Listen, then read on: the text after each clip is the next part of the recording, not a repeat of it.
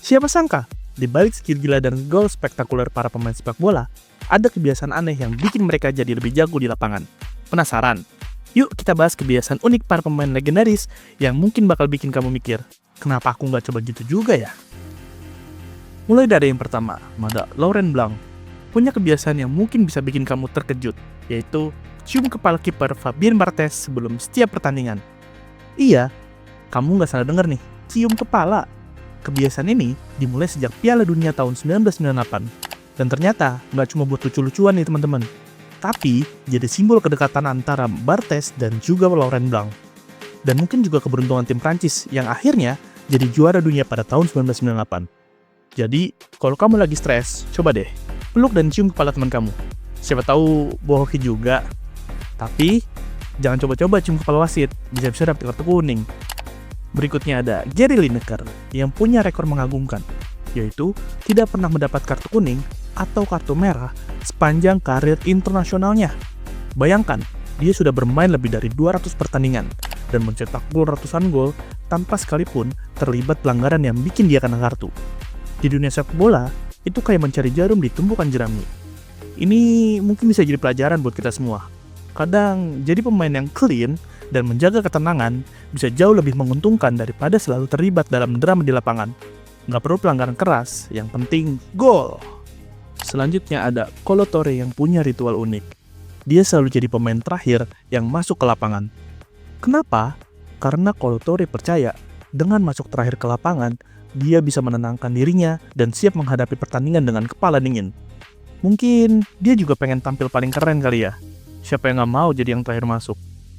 Ini sih kayak di sekolah waktu kita ikut barisan upacara gak sih?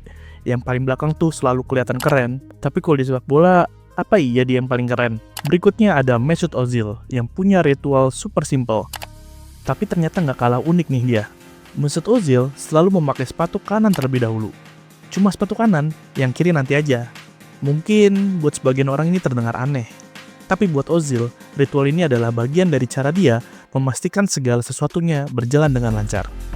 Siapa tahu, kalau kamu juga mulai pakai sepatu kanan dulu, bisa jadi aja keajaiban. Gak ada salahnya kamu coba. Kalau enggak, setidaknya kaki kanan kamu lebih siap daripada kaki kiri. Toh juga budaya Indonesia, apa-apa kanan terlebih dahulu. Dari kecil kan udah diajarin sama bokap nyokap. Selanjutnya ada Jason Roberts punya cara yang lebih asik buat menenangkan dirinya sebelum pertandingan. Kebiasaannya yaitu adalah nyanyi lagu yang dia buat sendiri. Ini bukan sembarang lagu loh. Robert percaya dengan bernyanyi, dia bisa lebih fokus dan percaya diri sebelum bertanding.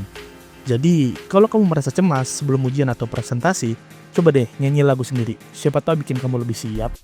Tapi, jangan nyanyi pas lagi pertandingan. Bisa-bisa pemain lawan malah jadi ikutan joget, nanti malah kehilangan fokus.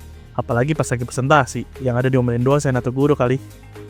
Selanjutnya ada Paolo Maldini, bek legendaris AC Milan. Punya kebiasaan yang agak unik nih teman-teman. Dia selalu mengganti sepatu tiap babak. Apa nggak repot?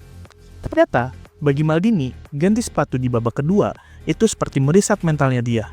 Dengan sepatu baru, dia merasa lebih fresh dan siap menghadapi babak kedua dengan penuh semangat.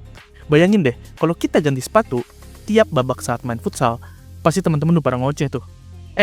Serius main atau cuma mau fashion show sih? Tapi kalau Maldini sih, itu bagian dari rahasia kesuksesannya teman-teman.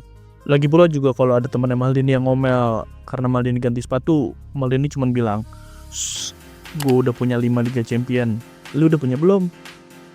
Selanjutnya ada Daniel Egger. Bek yang terkenal dengan kemampuan bertahannya juga punya kebiasaan unik, yaitu dia adalah seorang tato artis. Ya, sebelum jadi pemain sepak bola, Daniel Agger sudah tertarik pada seni tato. Bahkan memiliki lisensi resmi untuk membuat tato. Jadi, kalau kamu ketemu Agger, mungkin bukan cuma sepak bola yang bisa diajarin, tapi juga cara tato yang benar dan tato yang estetik. Mungkin dia jadi bek tangguh di lapangan, karena tato-tato di tubuhnya itu memberikan kekuatan tersendiri. Siapa tahu, nanti kamu juga bisa jadi ahli tato setelah bertanding bola. Asal, izin dulu ke orang tua. Jadi, itu dia beberapa kebiasaan unik yang ternyata berperan besar dalam kesuksesan para pemain sepak bola. Terkadang, hal-hal kecil itu yang bisa memberi kepercayaan diri dan fokus ekstra di lapangan. Siapa tahu, kamu juga bisa menemukan kebiasaan baru yang bikin kamu jadi juara. Jika kamu mengetahui kebiasaan pemain bola yang unik lainnya, bisa sharing di kolom komentar ya.